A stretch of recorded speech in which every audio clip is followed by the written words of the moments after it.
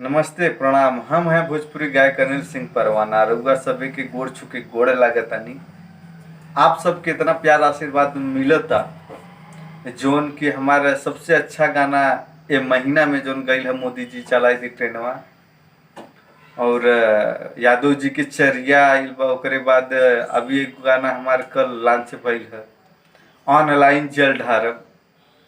और एक हमार दोस्त विनय सिंह, उनहु के एक गाना आइल बाटे परवाना म्यूजिक प्रेजेंट से, जौना के नाम बाटे कांवरिया चुप्पीपुर के।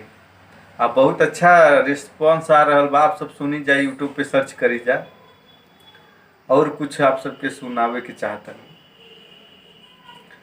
हर की तोरा बिना दुनिया बिराहन लागे गोरी रे, हर तोरा बिना दुनिया बिराहन लागे गोरी रे। हर की जियत जिनगिया हो, हर जियत जिनगिया बेजान लागे गोरी रे।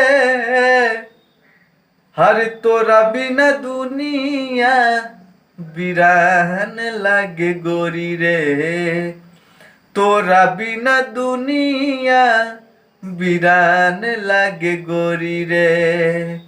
जियत जिनगिया बेजान लागे गोरी रे, हर जियत जिनगिया बेजान लागे गोरी रे। तोरा बिना दुनिया बिरान लागे गोरी रे।